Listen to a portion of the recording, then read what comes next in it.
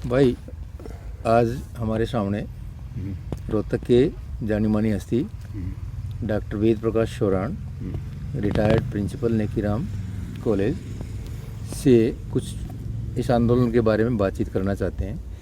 देखते हैं बुद्धिजीवी वर्ग का इसमें क्या रोल है, वो आंदोलन को कैसे आगे बढ़ा सकते हैं या उसको पीछे धक्का मारते हैं। समाज आज आप किसानों का आंदोलन 25 नवंबर से लोग पंजाब, हरियाणा, उत्तर प्रदेश के लोग दिल्ली की सरहदों के ऊपर डेरा डाल के बैठे हैं।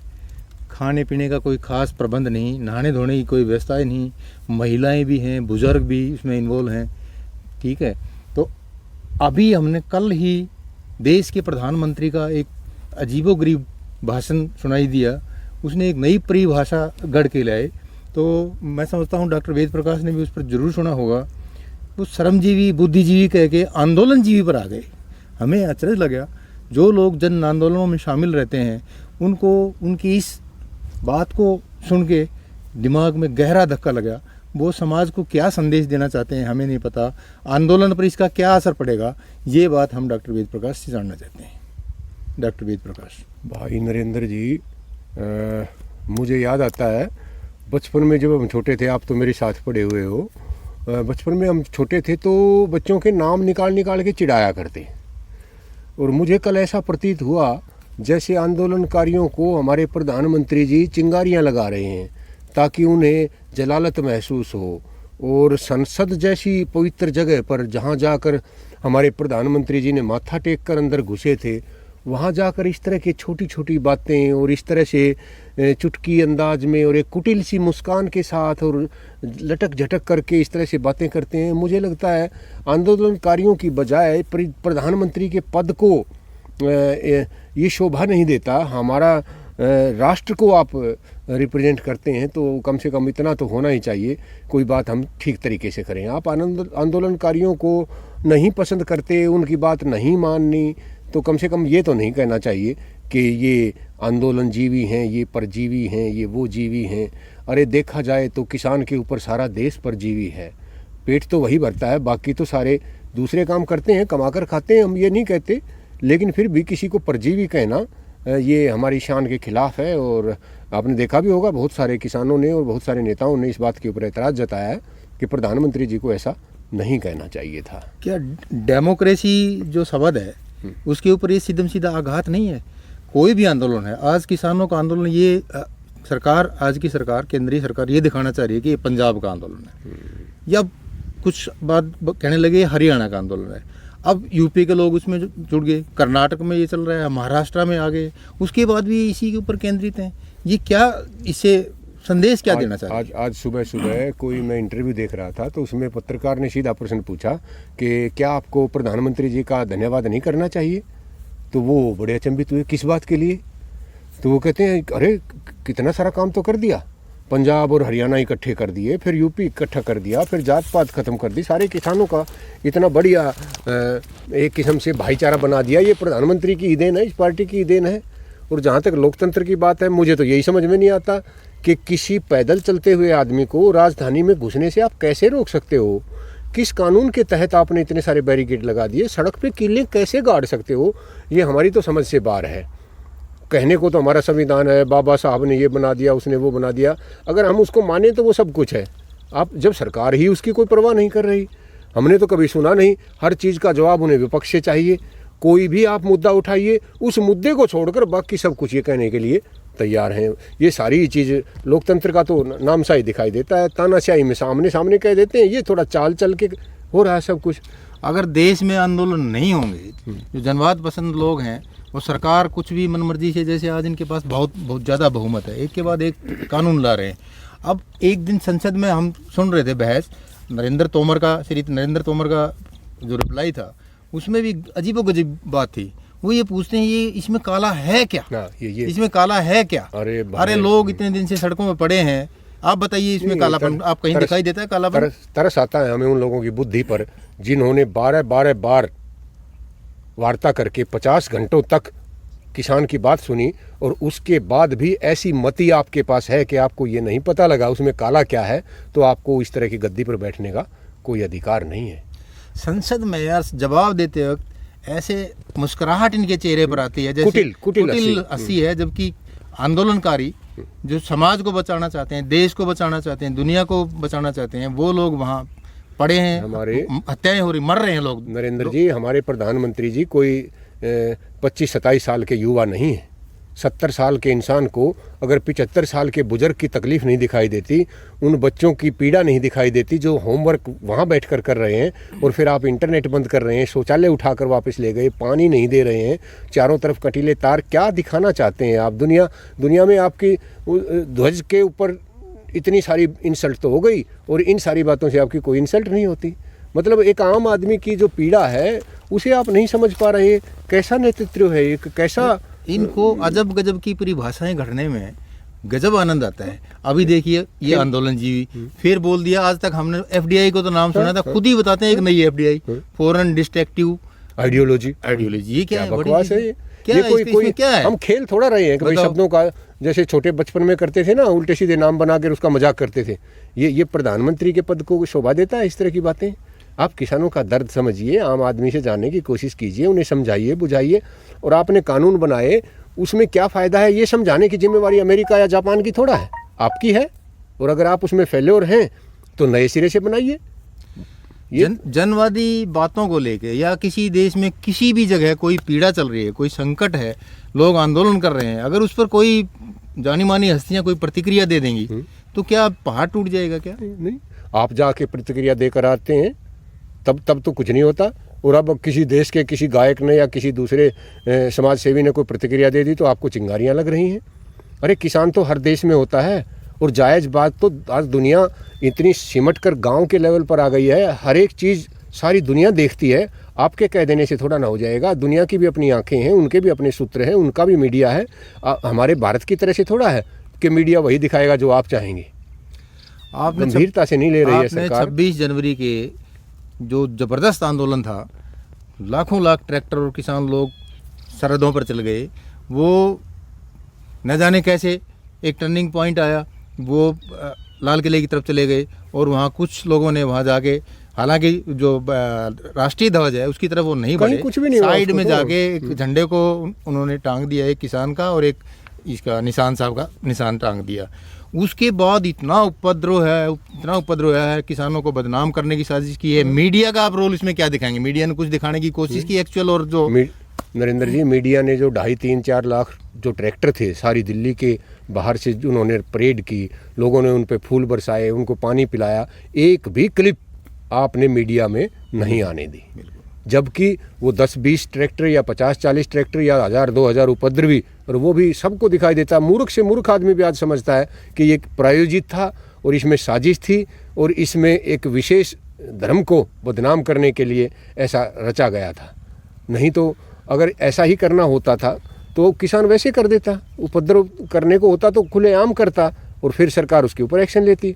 और अब भी किसी ने रोक रखा है एक्शन लेने? डॉक्टर वेद प्रकाश, मैं ये समझता हूँ जो 26 जनवरी की जो घटनाक्रम आया उससे मुझे लगा एक समय में कि किसान अब टूट गए, बिखर गए, उनकी जान जैसे उनकी रीढ़ की हड्डी को तोड़ने की कोशिश कर दी गई। 28 तारीख को फिर एक मोमेंट आई, एक और टर्निंग पॉइंट आया। आप क्या समझते हैं उसके बाद इस आंदोलन में कुछ जान आई है या कुछ व्यक्ति विशेष का आंदोलन होके तो नहीं रह गया है? अभी जनवाद इसमें खड़ा है कि नहीं है? लोग देश के लोग, प्रांतों के लोग, किसान लोग, मजदूर लोग, व्यापारी, स्टूडेंट, यूथ, सब इसमें आगे बढ़ के आ रहे हैं। उनका क्या रोल है? एक आशा की किरण सरकार को तब दिखाई दी थी जो 28 को सुबह इन्होंने ये प्रोग्राम बनाया कि आज दिन में हम और आज की रात तो हम सारा आंदोलन तितर बितर कर देंगे। पर किस्मत देखिए कि उसी रात को वो सब हो गया जिसकी कभी किसी ने कल्पना नहीं की थी। जब किसान का अंदर भीतरला जिसको कहते हैं, जब वो रोता है ना, उसकी आवाज़ को कोई रोक नहीं सकता। आप कितने ही भाषण दे लीजिए, कितने बार एडिट करके उसको किसी तरह से दिखा लीजिए, लेकिन जो सच्चाई है वो नहीं छुपा करती। जब एक हरियाणा का किसान जिसका कोई लीडरशिप से कोई वास्ता नहीं, उस इंसान से कभी मिला नहीं, कभी आए नहीं, उसके आंसू जब उससे नहीं देखे जाते, मुझे तो ताज्जुब होता है कि इस तरह के हालात में आपके मन में किस तरह की भावनाएं पैदा होती होंगी और किस तरह का आप क्या सोचते हैं। इतनी पीड़ा कि इंसान इतना घबरा जाए कि मुझे बेशक उठा लीजिए, मुझे कहीं बंद कर दीजिए, लेकिन जो मेरे बुजुर्ग जो 60 दिन से मेरे साथ पड़े हैं, 70, 80, और एक बुजुर्ग तो 97 साल का है जो वहाँ से वापस नहीं आना चाह रहा, उसको देखकर पीड़ा नहीं होती। मुझे तो ताज्जुब है कि किस तरह का हृदय आपके पास है, किस तरह का विराट मन आपके पास है। सारे देश के बारे में आप किस नज़रिए से सोचते होगे, कई बार तो बहुत पीड़ा होती है। ऐसा प्रधानमंत्री हमारे देश में शायद ही कभी आया हो जिसने जनमानस की इतनी सी भावनाओं का भी कदर ना की हो, और बिल्कुल एकदम से लाइन खींच के बैठ गए आप। तो दुख तो बहुत होता है, लेकिन वही है, लोकतंत्र का इस तरह का भी एक ये रूप है कि भाई आपने सीटें ले ली तो आप कुछ भी कीजिए।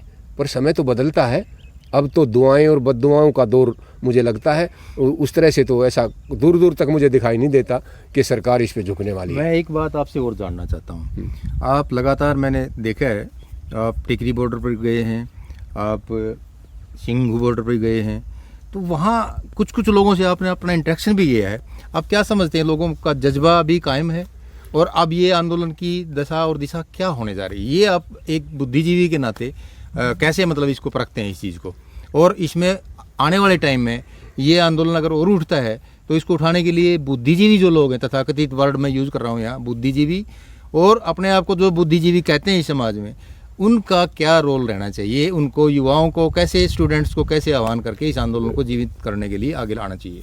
मुझे लगता है अब तक जो आंदोलन था वो एक सरसरी तौर पे था, लोगों में जोश जरूर था और वहाँ गए थे इस आशा के साथ कि सरकार को हम मनाएंगे और पूरा जोर लगाएंगे। लेकिन ये जो 26 तारीख और उसके बाद 28 की रात को जो घटना हुई है, उसके बाद जागृति इतनी प्रगति से फैली है, इतनी तेज़ी से फैली है कि बच्चे बच्चे को पता लग गया है, मनसा और नीयत का साफ साफ दिखाई देता है। जहाँ तक आप ये देखते हैं कि बुद्धिजीवी का क्या रोल है, मैं कहता हूँ बुद्धिजीवी के ऊपर आज के दिन सबसे बड़ी जिम्मेदारी है। खासतौर पर शिक्षा और इस तरह का वर्ग जो हमारी समाज सेवा में लगा हुआ है, उन लोगों को समझाना पड़ेगा कि अगर आपका आंदोलन करने का भी अधिकार चला गया तो फिर कभी ऐसा वक्त नहीं आएगा जब आप अपनी बात को रख सकेंगे। और अब जो किसानों का नेतृत्व जिस तरह से गांव-गांव जा रहा है और इतनी बड़ी बड़ी सभाएं हो रही हैं, ये इस बात का सबूत है कि सरकार इसे इतना हल्के में ना ले जितना में पहले से ले रही थी। ये आंदोलन नहीं, ये जन आंदोलन से भी आगे निकल जाएगा। और आने वाली पीढ़ियां, मैं 60 साल से ऊपर का हूं, मैंने ज़िंदगी में आज तक इतना सुव्यवस्थित, इतना अनुशासित, इतना शांत प्रिय और इतना तल्लीनता से लोग इतने सब्र के साथ, मैंने वहाँ पर एक भी आंदोलनकारी के चेहरे पर शिकन नहीं देखी, घर जाने की इच्छा नहीं देखी, या कोई मार काट करने की या कोई क्रांति लाने की इच्छा नहीं देखी। अभी तक जो आंदोलन चल रहा है इसमें आपकी भागीदारी रही है। आप कोई एक या दो ऐसी ठोस चीज़ बताएं जो आपको उस आंदोलन से सीखने को मिली। अरे मैं कहता हूँ आप एक दो की बात करते हो, वहाँ आप जाकर देखिए, मैंने दोनों तीनों जगह जाकर देखा है, वहाँ आपको एकदम से दिखाई देगा भाईचारा किसे कहते हैं। कोई जान नहीं, कोई पहचान नहीं, इतनी आत्मीयता। पंजाब बड़ा भाई है, हरियाणा छोटा भाई है, उत्तर प्रदेश दोनों से इस तरह से घुल मिल गया है जैसे प्रदेशों में कोई फ़र्क ही नहीं है। वहाँ पर एक तरफ सिख भाइयों ने लंगर लगा रखा है, दूसरी तरफ हरियाणा निवासी दूध दही लस्सी ये सप्लाई कर रहे हैं, सब्जी भेज रहे हैं, उधर से उत्तर प्रदेश का किसान सारा टूट के पड़ा हुआ है। और इतना मिलनसार वहाँ का माहौल है कि किसी तरह की कोई घटना, मेरे ख्याल से अब 75 दिन से ऊपर हो गए हैं, आज तक भी कोई एक भी घटना स्थल पर, आंदोलन स्थल पर ऐसी नहीं हुई जिसमें किसी महिला के साथ छेड़छाड़ हुई हो, किसी ने शराब पी हो, कहीं लड़ाई झगड़ा हुआ हो। इतने सारे ट्रैक्टर, इतनी सारी स्कूटर और कारें वहाँ होती हैं, उसके बाद भी हमारा ट्रैफिक इतना व्यवस्थित वहाँ रहता है। तो मुझे तो लगता है वहाँ जाकर आप भाईचारे का, शांति का, अनुशासन का, अपने बुजुर्गों के सम्मान का जीता जागता उदाहरण देख सकते हैं। अब ये सारी बातें करने के बाद मैं आपमें लास्ट में ये बात पूछना चाहता हूँ, ये आंदोलन आगे किस दिशा में जाएगा? क्या किसानों की मांग मान ली जाएंगी या ऐसे ही ये छलावा चलता रहेगा, टीवी रेडियो पर प्रचार करते? देखिए, हम इसके बारे में विचार तो कर सकते हैं, ये भविष्य के गर्भ में छिपा है, पर मुझे लगता है कि ताकतवर जन आंदोलन अगर बन जाए, जन आंदोलन और ताकतवर, जैसे अब गांव-गांव में लोग जा रहे हैं, विनाश काले विपरीत बुद्धि, इसे हम ऐसा भी सोच सकते हैं। मुझे हमेशा लगा करता, जब 11-12 बार बातचीत हुई तो मुझे लगता था कि कुछ ऐसा इंतज़ार किया जा रहा है कि कुछ ऐसा हो जाए कि हमें कुछ करना ही ना पड़े। और ऐसी अगर कोई उपद्रव या इस तरह का बड़ा सा हादसा हो जाता और किसानों को धक्के मार के वहाँ से निकाल दिया जाता तो बात ख़त्म हो जाती। अब अगर इसी प्रक्रिया पे आप चलते रहे तो कुछ ऐसा भी घट सकता है जिसकी हमने कल्पना ना की हो। आफ्टर ऑल किसान कोई राजनीतिज्ञ नहीं है, उसे चालें चलनी नहीं आती, उसके सब्र की एक हद है, उसके बाद उसका सब्र भी टूटेगा। और अगर हम तब तक इसी तरह से जुमले छोड़ते रहे, इस तरह से फालतू की बातें करते रहे और इसी तरह से उन्हें अनादर और उनकी इंसल्ट करते रहे, तो कब तक ऐसा होगा। इसलिए मुझे लगता है अगर इन दोनों पार्टियों में से आंदोलनकारी किसान और दूसरी तरफ सरकार थोड़ा सा भी बड़प्पन कोई एक दिखाएगा तो बड़प्पन की शुरुआत होगी और ये बात सुलझाई जा सकती है। किसानों को भी समझाया जा सकता है, वो किसी दूसरे देश के निवासी नहीं है। मैं समझता हूँ इसी के बाद जय जवान और जय किसान का नारा सार्थक होगा। हाँ, तभी कोई मतलब निकलता है। सिर्फ किसान को हम भूखे पेट उससे नारे लगवाएं और उसको ये कहें कि तुझे ये दे देंगे, ये था वो था, ये रहेगा, ये फालतू की बातें होती हैं। आज भी आपको सबको मालूम है उत्तर प्रदेश में किसान गन्ना डाल के आ जाता है, 3-3, 4-4 महीने तक उसे पेमेंट नहीं होती, जबकि आपने कानून बना रखा है कि 14 दिन के अंदर पेमेंट होनी चाहिए और उसके बाद अगर पेमेंट करते हो तो आपको ब्याज देना पड़ेगा। जबकि वहाँ आज तक कोई चवन्नी का ब्याज किसी को नहीं दिया गया है, समय पर पैसा नहीं मिल रहा है। और दूसरी तरफ आप कह रहे हैं कि MSP था, MSP है और MSP रहेगा। जुमलों से सरकारें नहीं चलती, लोगों का दिल जीतना है तो हमें वो कानून बनाने पड़ेंगे जिसकी वाहवाही करे। एक तरफा प्रचार लगातार एक मीडिया में आ रहा है कि ये तो छोड़ दिया लोगों ने। फौरन से बाहर से इसको सारे आंदोलन को नरेंद्र जी प्रायोजित है। आप बुद्धिजीवी का ही जिक्र कर लो, बुद्धिजीवी कहाँ से लाएगा डाटा? मीडिया से ही तो लेगा। मैं तो अपनी बता सकता हूँ, 6-7 महीने हो गए मैंने कभी कोई टीवी की डिबेट देखी हो। ऐसे मूर्ख लोग जिन्हें बोलने तक की तमीज नहीं, शब्दों का अभाव है, वो कुछ भी शोर मचा देते हैं। तेरा भारत, मेरा भारत, महान भारत, पता नहीं क्या क्या वो उल्टी सीधी बातें करते रहते हैं। तो मीडिया की बहुत भारी जिम्मेदारी होती है। मैं तो समझता हूँ सरकार के बाद अगर गैर जिम्मेदाराना आज के दिन कोई है तो वो मीडिया है। उसकी बहुत बड़ी जिम्मेदारी थी चीज़ों को सही तरीके से ला कर रखने की। तो आपकी बातों से मैं ये समझ रहा हूँ ये आंदोलन अभी चलेगा। हाँ, उसमें और ये किसान इतना जल्दी पीछे हटने वाले नहीं है। किस लिए हट जाएं पीछे? अगर पीछे हटेंगे तो वैसे मारे जाएंगे। कुछ अगर लेकर नहीं आए तो उनका तो ये निश्चित है कि उसका तो नुकसान होगा ही होगा किसान का। तो ये थे डॉक्टर वेद प्रकाश शोराण। और ये कितना अजीब सा लगता है यार, जो आदमी क्लास 8वीं में, 9वीं में, 10वीं में था वो